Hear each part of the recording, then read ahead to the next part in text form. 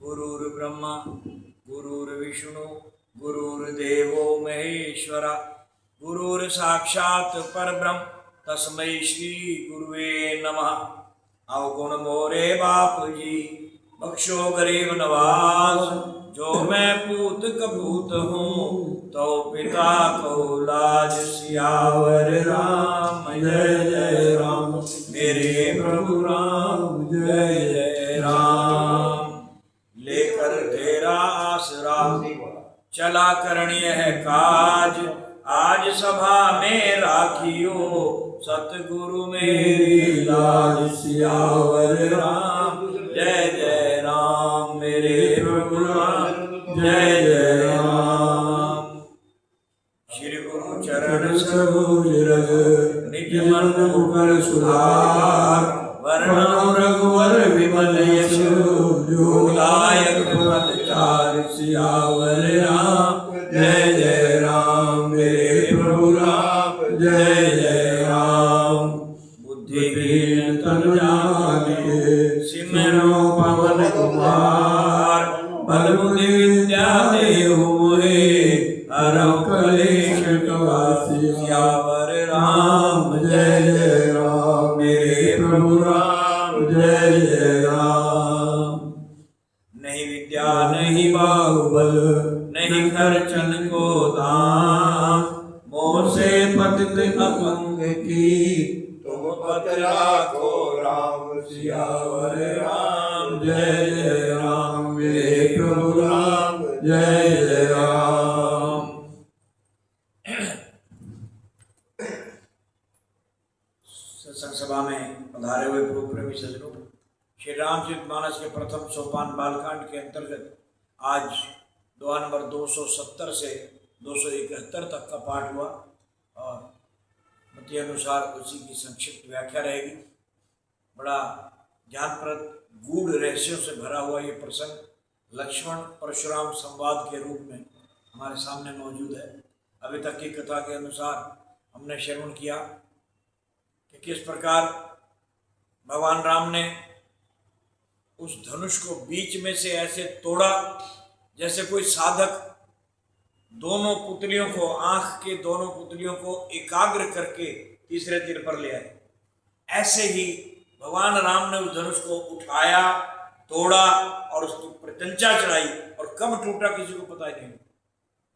या तो किसी ने उसको छूते हुए देखा है या फिर गिरे हुए देखा है। और जैसे ही उसकी घोर ध्वनि, बड़े जोर की इतनी जबरदस्त आवाज तीनों लोकों में फैली तो देवता बड़े प्रसन्न हुए। उनको प्रसन्नता इस बात की थी कि अब हमारे रास्ते की धीरे धीरे करके एक एक बाधा दूर होने लगी है और भगवान राम ने जिस कारण से विप्रधेनुसुर संत हित अवतार लिया है उसमें हम भी शामिल हैं। हमारे हित के लिए प्रभु ये कार्य कर रहे हैं। वो नारायण निराकार पार ब्रह्म परमेश्वर निरंजन जो अगोचर है, इंद्रियों की पकड़ से, मन की पकड़ से भी दूर है, वो हम देवताओं के कार्य के लिए नारायण से नर बन करके आया, निराकार से साकार बन करके आया है, निर्गुण से सगुण हो गए। इसलिए उनको बड़ी प्रसन्नता हुई और ऊपर से जय जयकार होने लगी, पुष्प वर्षा होने लगी। लेकिन यहाँ भूमंडल पर जो सभा में बैठे हुए कुछ अहंकारी राजा थे, उनका गर्व चूर चूर हो गया और कईयों के मन में ईर्ष्या भाव भी जाग उठा, बदले की भावना भी जाग उठी। कई प्रकार के अनर्गल प्रलाप करने लगे और कुछ कहने लगे। जैसे ही सीता जी को आज्ञा हुई शतानंद गुरु की तो जयमाला डाली गई, राम जी ने भी जयमाला डाली। इसको देख करके जो अहंकारी राजा थे वो सहन नहीं कर पाए और कहने लगे धनुष टूटने से विवाह थोड़ी माना जाता है। हमारे अंदर हिम्मत है तो हम इसको छुड़ा करके ले जाएंगे, राम लक्ष्मण दोनों को बंदी बना लेंगे या मार डालेंगे। जनक भी अगर बचाने के लिए आए तो उसको भी देख लेंगे। इस तरह की अनर्गल बातें करने लगे। अभी ये शोर चल ही रहा था कि इतने में इसी नारायण के, इसी हरि के छठे अवतार परशुराम जी, जो कि स्वयं राम है लेकिन परशु धारण करते हैं इसलिए परशुराम है, वो भी राम, यानी राम राम का संवाद है। शुरू में राम राम से बात कर रहा है। तो यहाँ वो प्रकट हुए और जैसे ही वो उपस्थित हुए तो सभा में एकदम सन्नाटा छा गया। ऐसा लगा जानो कोई बैठा ही नहीं। और गोस्वामी जी ने उनके प्राकट्य की तुलना भी भृगुकुल भानु से की, भृगुकुल का सूर्य। और उधर जब राम जी मंच पर आए थे तो सूर्य वंश के सूर्य थे। वो उदित उदयगिरी मंच पर रघुवर बाल पतंग रघुवंश में उत्पन्न हुआ, वो बाल रूप भगवान का प्रकट किया था।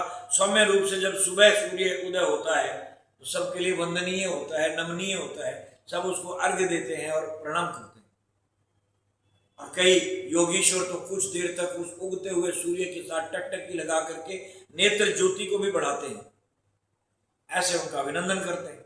लेकिन तपता हुआ सूर्य जब दोपहर का सामने आ जाए तो सब स्तब्ध हो जाते हैं, छुप जाते हैं, मानो कोई सामने ही नहीं आना चाहता। तो ऐसे भृगुकुल नंदन परशुराम जी महाराज दोपहर के तपते हुए सूर्य है, वो भी सूर्य है और ये भी सूर्य। वो उगता हुआ सूर्य है, ये तपता हुआ सूर्य। इसके सामने कौन टिके? अब तक जो शोर मचा रहे थे, इनके आते ही प्रकट होते ही सब छिप गए। ऐसा लगा जैसे कोई है ही नहीं।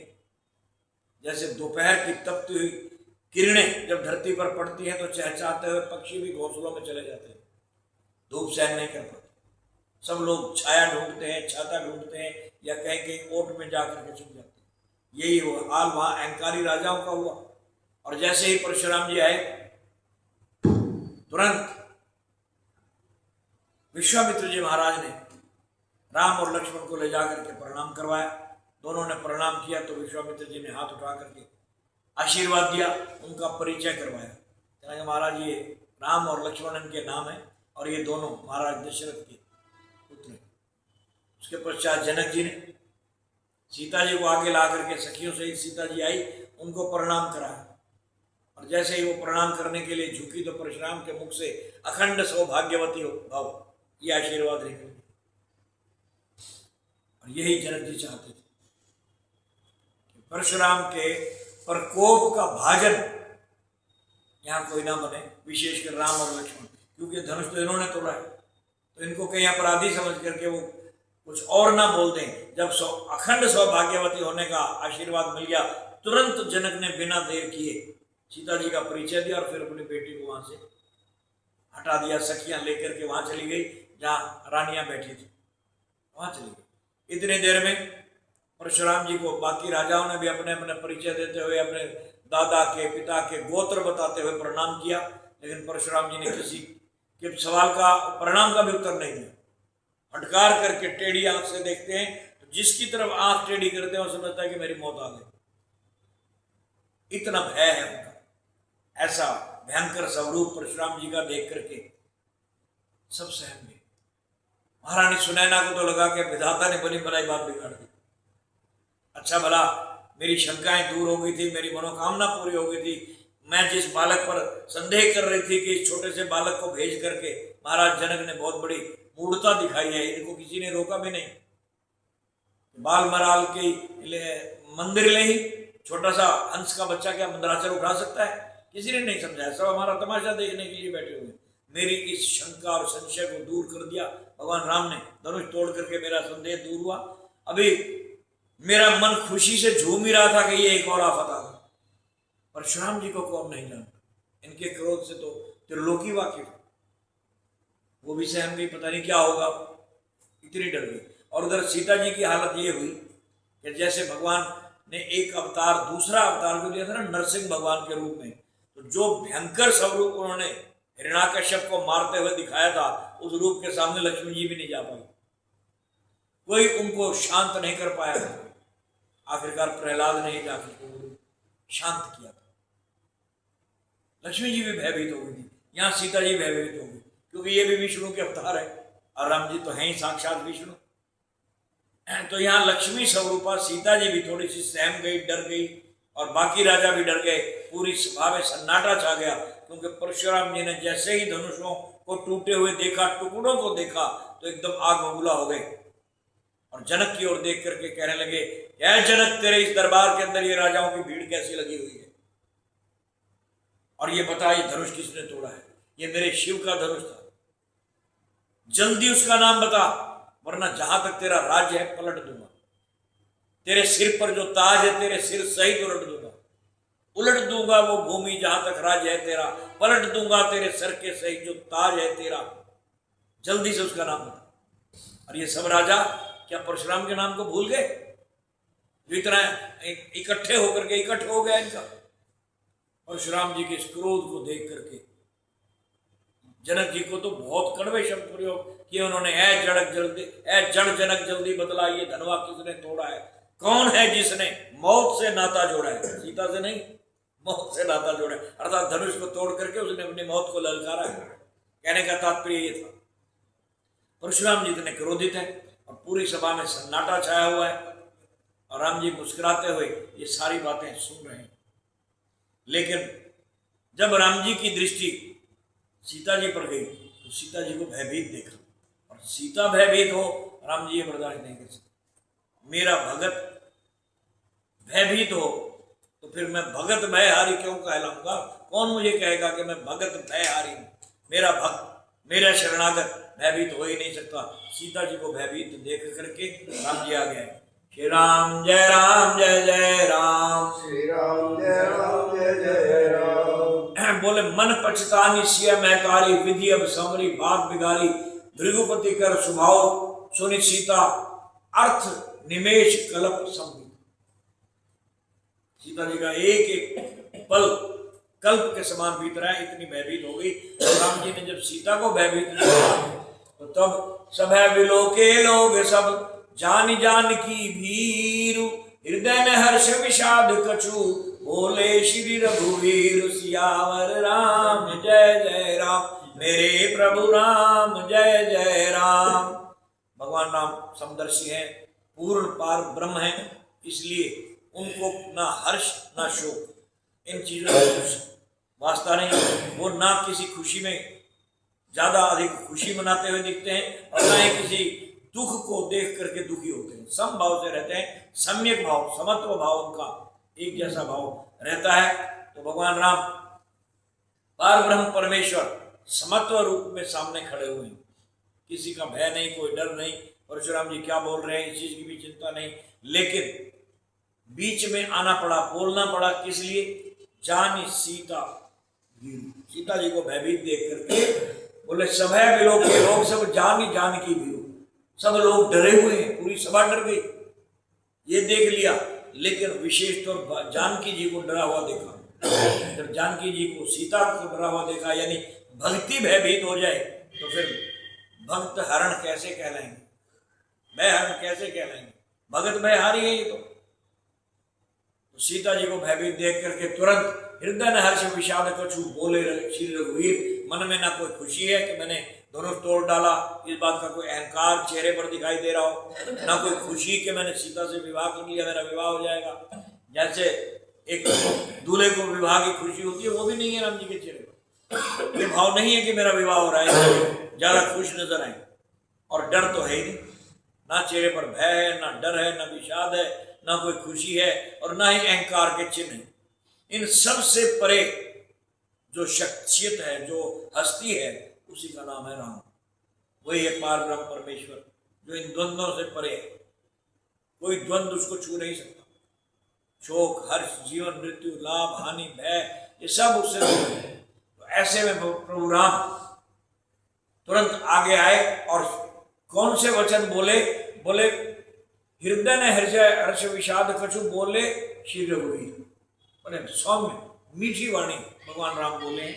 जैसे कड़कती हुई भाषा परशुराम जी ने इस्तेमाल की थी, उस भाषा में जवाब नहीं दे रहे, बल्कि भगवान का जो स्वभाव है, अपने स्वाभाविक रूप में, स्वाभाविक भाषा में जवाब दे रहे हैं, बनावटी भाषा नहीं। क्या बोल रहे हैं? बोले नाथ शंभु धनु भंजन निहारा, हो यही कोई दास तुम्हारा, आयुष कहा कहिए किन मोही, सुनी रिसाई बोले मुनि कोई। भगवान राम ने हाथ जोड़े और सिर नवा लिया और कहने लगे प्रभु शिव का धनुष आप जानते हैं कितना महान था, और इस धनुष को कोई महान आदमी छूने की हिम्मत कर सकता है, और वो महान आपकी कृपा दृष्टि का पात्र होगा। जिस पर आपकी कृपा होगी, आपने जिस पर दया दिखाई होगी, जो आपकी सेवा में लगा होगा, आपका कोई सेवक ही इसको छू सकता है, वरना किसी की क्या हिम्मत इसको हाथ भी लगा दे। तो कोई ना कोई आपका सेवादार, कोई सेवक ही होगा जिसने शिव धनुष को तोड़ा है। नाथ शंभु धनु भंजन हारा, हो ही को एक दास तुम्हारा। कोई ना कोई जरूर आपका सेवक या दास ही ये कार्य कर सकता है, वरना जिस पर आपकी कृपा दृष्टि नहीं हो, जिसको आपने अपनी सेवा में ना ले लिया हो, ऐसा कोई व्यक्ति नहीं जो इसको छू भी जाए। अर्थात घर का मालिक जब तक सेवादार पात्र या नौकर या किसी कर्मचारी को ये अथॉरिटी ना दे कि मेरी किताबों को, मेरी डायरी को, मेरे जो है और चीजों को तू छू सकता है और कोई नहीं छू सकता, उसी को अधिकार होता है। तो राम जी कह रहे हैं जिसको आपने अधिकार दिया होगा, जो आपकी सेवा में होगा, आपकी कृपा का जो पात्र होगा, वही तो तोड़ सकता है, और कौन तोड़ेगा इसको। इतना कहते ही भगवान राम ने तो बड़े सौम्य भाव से, सरल स्वाभाविक भाषा का इस्तेमाल किया, मीठी वाणी से बोले, लेकिन परशुराम जी इतने पर भी क्रोधित हो गए। क्या बोले? आयुष कहा कहिए कि मोई सुनी रिसाई, बोले मुनि कोई। कहने लगे महाराज मेरे लिए जो आज्ञा हो मुझे बताइए, कोई ना कोई आपका सेवक ही तो होगा जिसने ये कार्य किया है, मेरे लिए क्या आज्ञा है मुझे बताइए, हुक्म कीजिए। इतना कहते वो और क्रोधित हो गए। मानो राम की इस मीठी वाणी को सुनकर के भी उनका क्रोध भड़क उठा, और क्या बोले? सुनी रिसाई, बोले मुनि कोई। क्रोधित मुनि, शांत मुनि नहीं है, शांत वेश भी नहीं है। अभी जब उनकी आगमन हुआ था तो शांत वेश नहीं था उनका, पहनावा शांत था, लेकिन नेत्रों से और बातों से महाक्रोधी लग रहे थे, मानो भड़कती हुई अग्नि। तो यहाँ क्रोध करके बोले, सेवक सो जो करे सेवकाई, अरि करनी करी करिए लड़ाई। सेवक की भाषा तुम्हें नहीं आती, सेवक कहते किसको है? सेवक की परिभाषा मैं समझाता हूं। सेवक वो है जिसका ध्यान सेवा पर रहता है, और जो शत्रुओं वाला काम करे उसके साथ तो लड़ाई करनी चाहिए। वो तो लड़ने के लिए जो है हमें चैलेंज दे रहा है, लड़ने के लिए चुनौती दे रहा है। ये सेवक का काम नहीं है। जो हमारा इतना बड़ा जो है नुकसान कर दे वो सेवक नहीं हो सकता, वो तो लड़ने की चुनौती देने वाला व्यक्ति हो सकता है। सेवक सो जो करे सेवकाई, सेवक की ये पहचान है, जो सिर्फ और सिर्फ सेवा करे, और सेवा भी आज्ञा अनुसार करे। जो स्वामी की आज्ञा हो उसको करे। तो इसकी आज्ञा किसने दी थी तुम्हें? इसको तोड़ने की। ये सेवक का कार्य है। तो अपनी मन मर्जी से तुमने, जिसने भी तोड़ा है, अभी ये नहीं कह रहे कि तुमने तोड़ा है, क्योंकि अभी तक राम ने स्वीकार भी नहीं किया, इशारा ही कर रहे हैं। तो जिसने भी ये किया है उसको आज्ञा किसने दी? बिना स्वामी की आज्ञा के ये कार्य कर डाले तो वो सेवक कहलाता है। वो तो शत्रु वाला काम करता है। और सुनो राम जय शिव धनु तोड़ा। राम सुनो, सावधान हो करके ये सेवक वाली भाषा परिभाषा छोड़ दो। जिसने भी ये शिव का धनुष तोड़ा है वो सहस्त्र बाहु के समान मेरा शत्रु है। सहस्त्र बाहु को आप जानते हैं, कथा कई बार आ चुकी है सामने, कि सहस्त्र बाहु नाम का नाम तो सहस्त्रार्जुन था। सहस्त्रार्जुन ने तप करके भगवान से इतनी शक्तियां प्राप्त की थी, मैं जब चाहूं मेरे 1000 हाथ एकदम इकट्ठे ही उत्पन्न हो गए। 1000 हाथों से मैं शत्रुओं के साथ युद्ध करूं, और 1000 हाथों का बल मेरे अंदर अकस्मात आ जाए जब भी मैं इसका आह्वान करूं। तो ऐसा 1000 हाथों वाला ये अर्जुन, जो सहस्त्र अर्जुन इसका नाम था, और अब ये सहस्त्र बाहु हो गए। जैसे राम का नाम राम था, फिर कुल्हाड़ा उठाया, परशु उठाया तो परशुराम हो गए। वास्तव में परशुराम जी का जन्म का नाम राम था।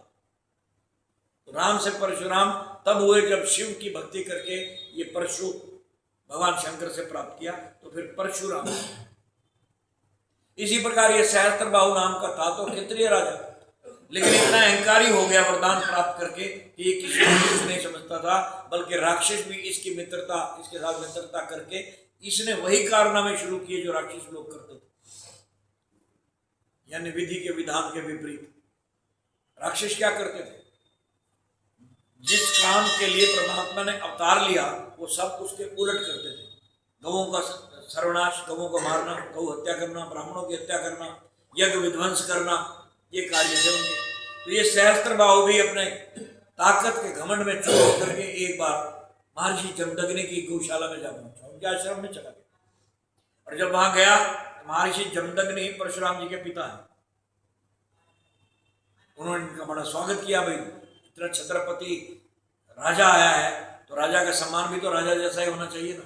उन्होंने सम्मान किया, और इसके साथ सैनिक भी थे, बहुत सी सेना थी। तो महर्षि जमदग्नि ने कामधेनु गाय का आह्वान करके पल भर में ऐसी सामग्री प्रस्तुत कर दी जो ये सोच भी नहीं सकते थे। सब चीज, सब सुविधाएं इसकी सेना के लिए, इसके जो साथ में मंत्री मंडल आया था उनके लिए और राजा के लिए उपस्थित हो गए। और जब इन्होंने वो पकवान खाए, भोजन किया और देखा कि पल भर में इतनी व्यवस्था हो गई, सोचने लगी ये ऋषि तो नहीं कर सकता, इतनी जल्दी इतने पकवान तैयार कर दिए और इतना सेवा का सामान तैयार हो गया और हमारे जो है भोग के लिए भी सारे महल बना दिए गए, तैयारी हो गई। ये एक ऋषि का काम नहीं हो सकता, जरूर कोई ना कोई करामात, कोई शक्ति है। पूछा तो ये सब कैसे संभव हो सका, तो ऋषि ने हाथ जोड़ दिए कि मैंने कुछ नहीं किया, ये माता कामधेनु की कृपा है। माता कामधेनु अगस्त मुनि के पास देवताओं के द्वारा आई हुई गाय थी, जो देवताओं की गाय। इसके ऊपर भी बड़ा तकरार हुआ था जब ये सागर मंथन के समय सागर से प्रकट हुई थी, समुद्र से 14 रत्नों में ये प्रकट हुई थी, तो इस पर विवाद हुआ था। राक्षस कहते थे कि हमने भी तो सागर मंथन में बराबर की भागीदारी की है, इसलिए तो हम लेंगे। देवता कहते थे हम लेंगे। जब ये विवाद हुआ तो गौ माता पर ही छोड़ दिया गया कि आप कहाँ रहना चाहेंगी। तो उस समय गौ माता ने कहा कि ना मैं देवताओं के पास रहूंगी, ना राक्षसों के पास, मैं ब्राह्मणों के पास रहूंगी। ये स्वयं कामधेनु माता का वचन है। यही वजह है कि कोई भी शुभ कार्य करवाया जाता है ब्राह्मण देवताओं के द्वारा, गोदान अवश्य करवाया जाता है, गोदान का संकल्प करवाया जाता है। चाहे आप गोदान के संकल्प में जितनी आपकी इच्छा हो, राशि, वस्त्र, कपड़ा, कई लोग तो सचमुच गाय ही दे देते हैं लेकर के, जिनकी है वो गाय दे देते हैं। कोई सोने की गाय बना करके दान करते हैं। गोदान का संकल्प जरूर होता है। कई ज्यादा हिम्मत नहीं है तो राशि दे देते हैं गोदान के नाम की। तो ये गोदान का संकल्प भी वहीं से शुरू हुआ, क्योंकि गौ ब्राह्मणों की धरोहर है, ब्राह्मणों के पास रहेगी। तो मुनि जो है वशिष्ठ जी गौ को लेकर के आए, कुछ समय तक वहां रही, लेकिन कुछ समय पश्चात जमदग्नि मुनि इस गाय को लेकर के आए थे, उनसे धरोहर के रूप में मांग कर लाए थे कुछ समय के लिए। उसी समय सहस्त्रभाव जा पहुंचा। सहस्त्रभाव कहता है गाय तो मैं ले जाऊंगा, क्योंकि उन्होंने कहा ना ये सब गौ माता की करामात है, इनकी जो है कृपा से ही ऐसा संभव हो सका है, मैं कहाँ कर सकता हूँ। कहने लगा ऐसी चमत्कारी गाय तो राजाओं के महल में होनी चाहिए, राजाओं की गौशाला में होनी चाहिए। तो अर्थात ये अहंकारी राजा इसको प्रदर्शनी की चीज समझ रहा है। जैसे बहुत बड़े कोई हीरा हो या कोई ऐसी अद्भुत चीज हो तो बड़े बड़े चक्रवर्ती सम्राट उसको ले जा करके अपने म्यूजियम में रखते थे दिखाने के लिए, कि कोई और राजा आएगा तो दिखाएंगे कि हमारे राज्य में ये चीज भी जो तुम्हारे पास नहीं है। जैसे कोहिनूर हीरा हो गया या और कोई बेशकीमती चीजें। तो जब कोई एक देश का राजा दूसरे देश में जाता है तो वहां के राजा वहां की उपलब्धियां गिनवाते हैं, बताते हैं, या कोई ऐसी विशेष वस्तु हो तो दिखाते हैं।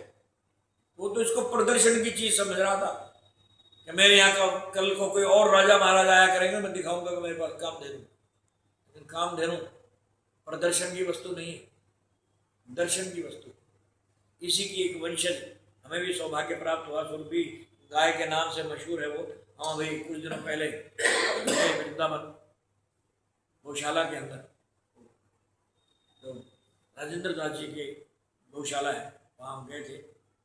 वहाँ दर्शन भी किए, गाय की पूजा भी की, अब भी है वहाँ पर।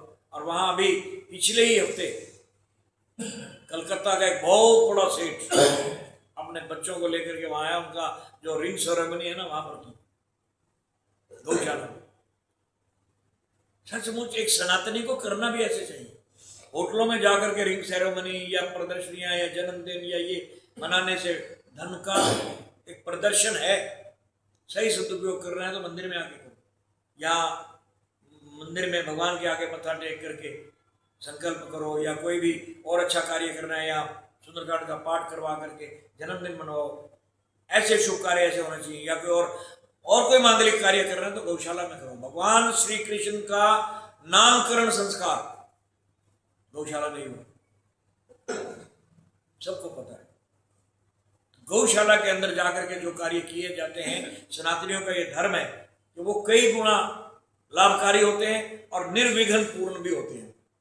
रास्ते में जीवन भर दाम्पत्य जीवन में भी कभी कोई बाधा नहीं आती, गौ माता का आशीर्वाद मिलता है।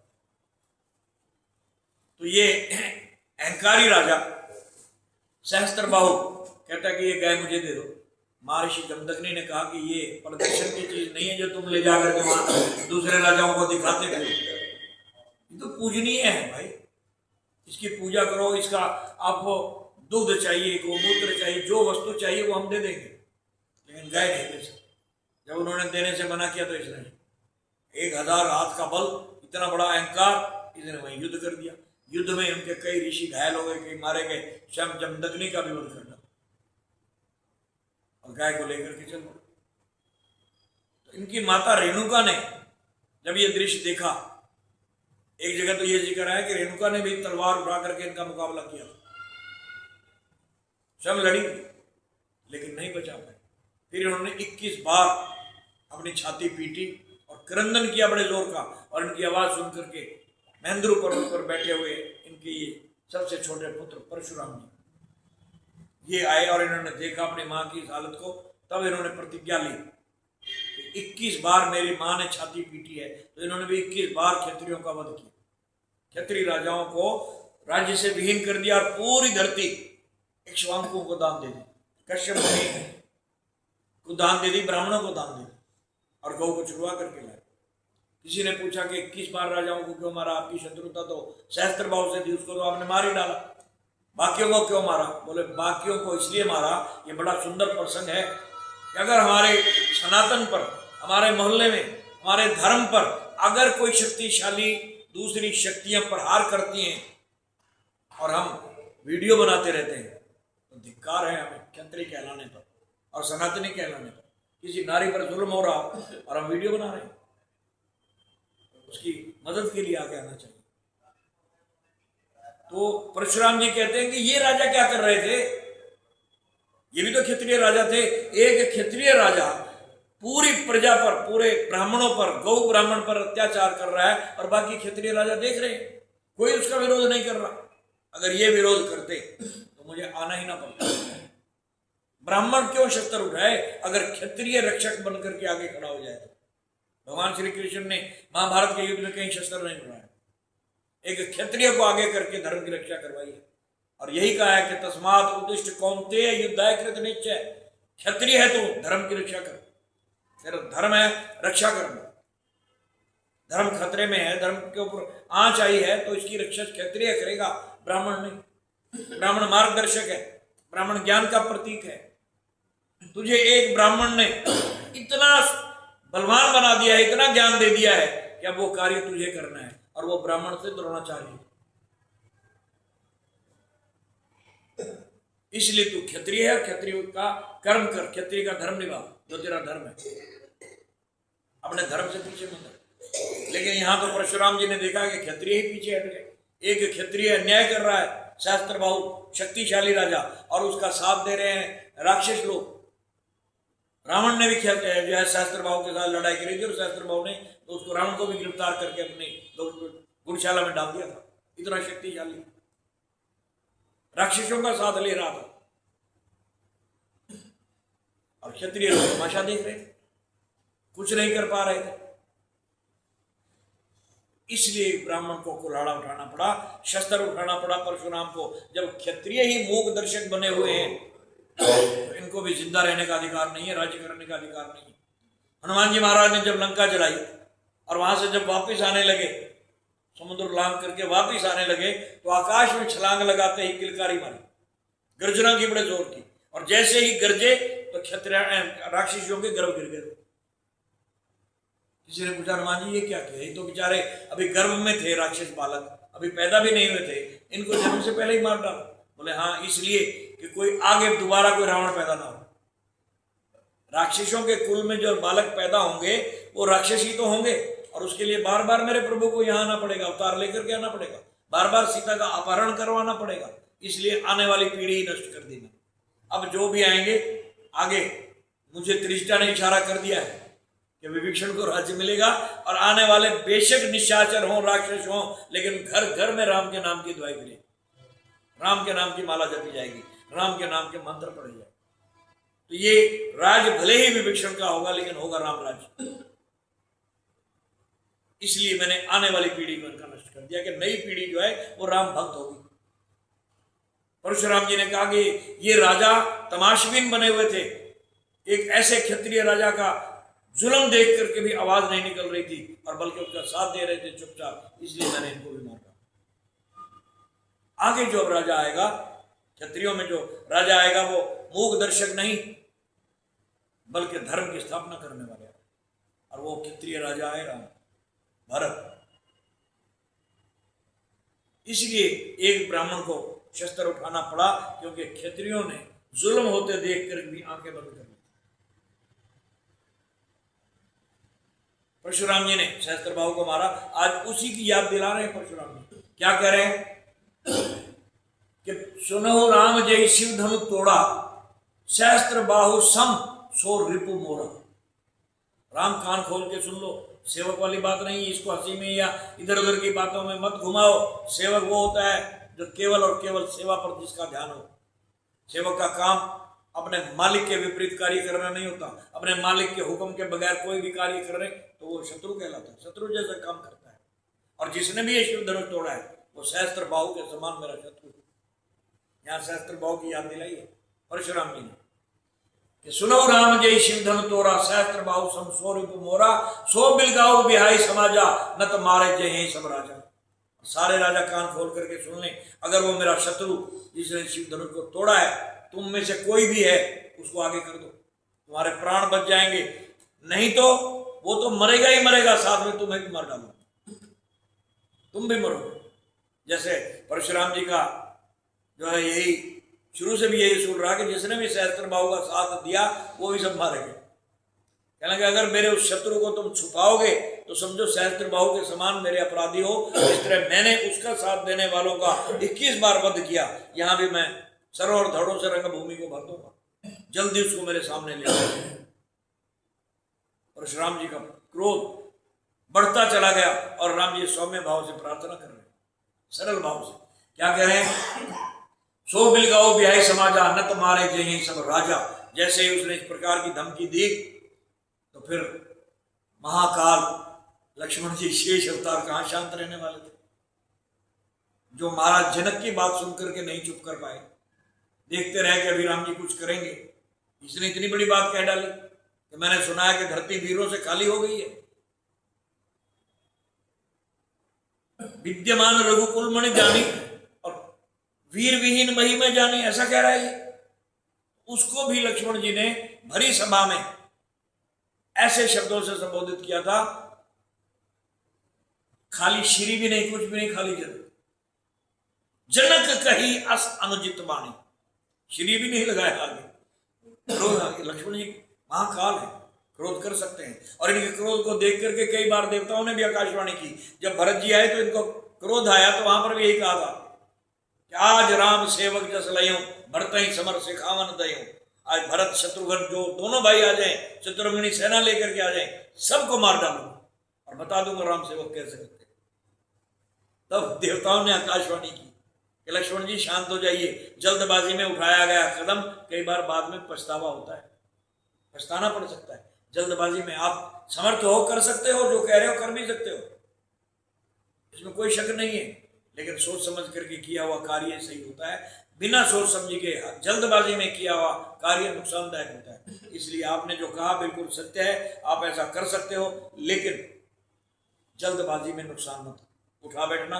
ये हमारी आकाशवाणी देवताओं ने की, और यहां पर भी यही बोले थे, जो प्रभु की आज्ञा पाऊं, जो प्रभु आयसु पाऊं, तो कंदुक के ब्रह्मांड उठाऊं। ये ब्रह्मांड क्या है, धनुष क्या चीज है? पूरे ब्रह्मांड को कंदुक यानी गेंद की तरह उठा लूंगा। और योजन शत प्रमाण लय धाव, 100 योजन, 1 योजन 4 कोस का होता है, 100 योजन 400 कोस हो गए। कंदुक एवं ब्रह्मांड उठाऊं और योजन शत प्रमाण लय धाऊं, 100 योजन तक बिना सांस लिए दौड़ा चला जाए ब्रह्मांड को उठाकर। इतनी बड़ी बात लक्ष्मण जी ने यहाँ परशुराम जनक जी के सामने कह डाली थी, जब उन्होंने कहा था कि वीर विहीन में ही मैं जाने की लगता है धरती वीरों से खाली हो गई। तो लक्ष्मण जी ने कहा था कि सावधान जनक, क्षत्रियों का जहां एक बालक भी बैठा हो वह ये बात कहना अनुचित है कि धरती वीरों से खाली हो गई। एक भी बालक क्षत्रिय बैठा हो धरती वीरों से खाली नहीं मानी जाएगी। जब धरती पर कोई क्षत्रिय न रहे तब कह सकते हो तो खाली हो गई। और यहाँ भी लक्ष्मण बैठा है। तो लक्ष्मण जी का जो कोप था, प्रकोप था, वहां भी देखने वाला था। और यहाँ परशुराम जी ने जब इतनी बड़ी बात कह दी कि उसको सामने करके सब राजा एक तरफ हो जाओ, नहीं तो उसके साथ साथ तुम्हें भी मार डालूंगा, ये बात लक्ष्मण जी से बर्दाश्त नहीं। और लक्ष्मण जी ने जवाब दिया, क्या?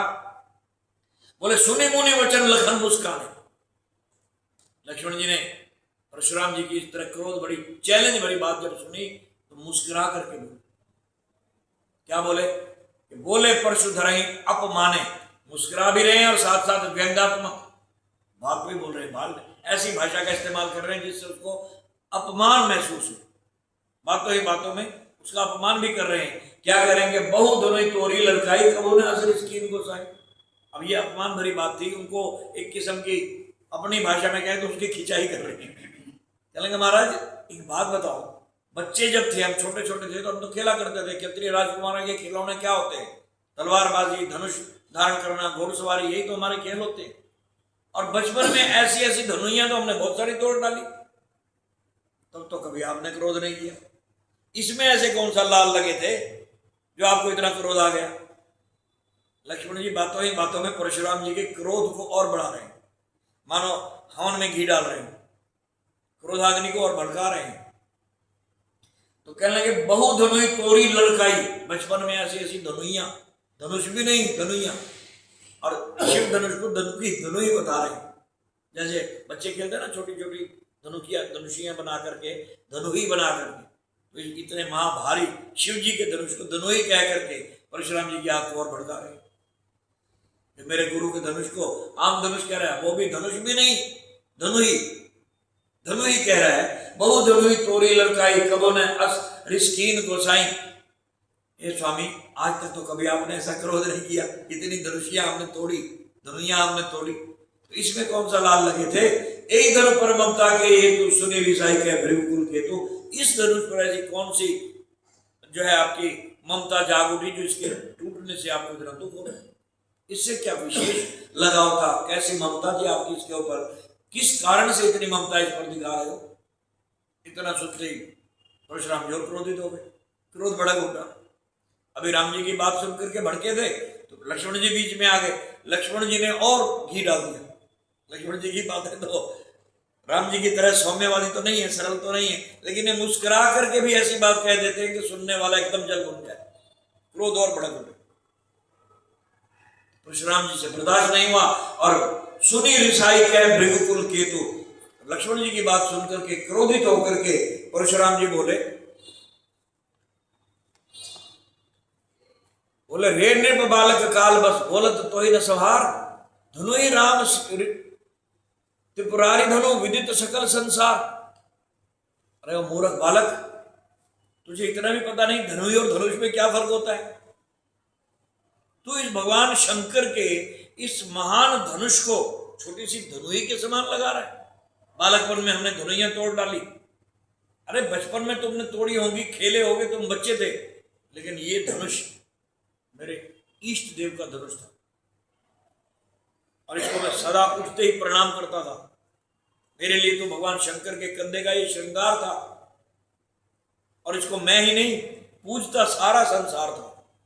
ऐसे वंदनीय पूजनीय भगवान शंकर के इस पिनाक को, इस धनुष को, जिससे इन्होंने त्रिपुर नाम के राक्षस का वध किया था। त्रिपुर नाम के राक्षस को एक ही बाण से मारा था। यहाँ त्रिपुरारी शब्द भी उन्होंने प्रयोग किया। रे रे बालक काल बस, बोलत तो ही न सभार, बोलते हुए तुझे होश भी नहीं रहता कि तू बोल क्या रहा है। जैसे कोई मदहोश बालक बोल रहा हो, जरा जबान संभाल करके तो बोल। अरे ये धनुष त्रिपुरारी का धनुष है, जिसने इस धनुष से त्रिपुर राक्षस को मारा था। ये वो धनुष, इसको आम धनु ही समझ रहा है। धनु ही सम त्रिपुरारी धनु विदित सकल संसार, सारा संसार जानता है कि इस धनुष की महिमा क्या है, और तो इसको एक आम धनु ही समझ करके इसका अपमान कर रहा है। ये उस त्रिपुर असुर को मारने वाला त्रिपुरारी भगवान शंकर का महान धनुष है। इस तरह धनुष की महिमा परशुराम जी बता रहे हैं और लक्ष्मण जी एक के बाद एक इनके सवालों के किस तरह पैंतरेबाजी करते हुए जवाब देंगे और किस तरह दोनों का यह सुंदर संवाद चलेगा। और कमाल की बात तो यह है कि जैसे जैसे लक्ष्मण जी इनको क्रोध दिला रहे हैं और जो जो बातें वो कह रहे हैं हर बात के अंदर ज्ञान है। लगता है बाहर से कि लक्ष्मण जी अपमान कर रहे हैं, लेकिन हर बात के अंदर ज्ञान है। यहां लक्ष्मण जी आचार्य की भूमिका में है। ये मत कोई इस प्रसंग को सुन करके या पढ़ करके कोई ये ना सोचे कि लक्ष्मण जी ने जनक जी का अपमान कर डाला, जो उनके पिता के उम्र के हैं, पिता के बराबर हैं, और उनको खाली जनक ही कह रहे हैं।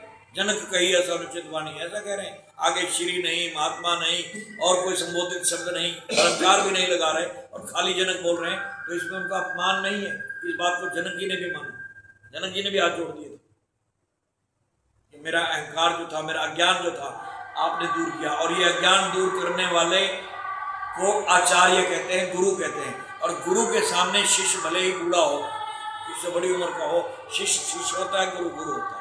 गुरु भले ही उम्र में छोटा हो। तो इसलिए जनक जी को ये शब्द इन्होंने जो बोले, जनक कही अनुचित वाणी विद्यमान गुरुमणि जानी, आचार्य की भूमिका। आचार्य ने ये देखा कि जिस शिष्य को मैंने साल भर तक सिलेबस करवाया, पढ़ाया और उसको ये भी बता दिया कि तेरे पेपर में ये प्रश्न आएंगे, और जब प्रश्न करने का समय आया तो भूल गया। आचार्य को तो गुस्सा आना ही है कि सारा साल मेहनत की, इसको पढ़ाया, और जब पेपर करने का समय आया, इम्तिहान देने का समय आया, तो ये पढ़ाए हुए प्रश्न ही भूल गया। आचार्य को क्रोध आता है। ये आचार्य का ही क्रोध है जो लक्ष्मण जी पर, जनक जी को ऐसा कह रहे हैं। क्यों? बोले कल तक तो यही जनक कह रहा था, कहो मुनि को दो बालक, मुनिकुल तिलक के नृपकुल पालक। और फिर आगे कहने लगे कि विश्वामित्र जी ने कहा था आप पहचानो ये कौन है, तो कहने लगे मुझे लगता है कि वही एक ब्रह्म एक से दो होकर के आ गया। नेति नेति वेद जी गावा, वही ब्रह्म उभय रूप धरी की सोई आवा। ये तो कल कह रहा था जनक, और आज भूल गया, एक दिन में ही भूल गया। जिसको कल तक ब्रह्म कह रहा था, ईश्वर कह रहा था, आज उसी की मौजूदगी में कह रहा है कि वीर विहीन वही में जाने। इसलिए आचार्य को क्रोध आया। तो यहाँ लक्ष्मण की भूमिका आचार्य की है। ये मत सोचोगे एक छोटी उम्र का बालक अपने पिताजी तरह उम्र के बालक उम्र वाले राजा को इस तरह से जो है हड़का रहा है या खड़का रहा है, ये आचार्य। और यही परशुराम जी तो उनके पिताजी की भी उम्र से बहुत ज्यादा बड़े हैं, सतयुग के समय के हैं। उनको भी जो इस तरीके की भाषा प्रयोग कर रहे हैं, लक्ष्मण जी हंसते मुस्कुराते हुए व्यंग्यात्मक भाषा का प्रयोग कर रहे हैं, और उनको लग रहा है कि ये मेरा अपमान कर रहे हैं, तो ये भी आचार्य की भूमिका है। लक्ष्मण जी परशुराम जी को कदम कदम पर ये एहसास दिलाना चाहते हैं कि जिस धनुष को देख करके, जिन टुकड़ों को देख करके तू इतना क्रोधित हो रहा है, और इधर से तो ये कह रहा है कि ये धनुष इतना महान था जिसको सारा संसार जानता है, इतनी तारीफ कर रहा है, इसकी महानता बखान कर रहा है। थोड़ा सा अंदर झांक के देख कि जिसने इसको तोड़ा है वो कितना महान होगा, जरा उसको भी देख। लक्ष्मण जी का कहने का तात्पर्य ये है, लेकिन परशुराम जी लक्ष्मण जी की इस भाषा को व्यंग्यात्मक यानी एक अपमानित भाषा समझ करके उनके सवालों का जवाब दे रहे हैं। दोनों का सुंदर सवाल जवाब, लक्ष्मण परशुराम संवाद अपने आप में आध्यात्मिक है, ज्ञानप्रद है, और अभी चालू ही हुआ है। आगे आने वाले वक्ताओं से श्रवण कर पाएंगे। अब वाणी को यह विश्राम, त्रुटि के लिए क्षमा। बोली राजा रामचंद्र महाराज की जय। तीनों के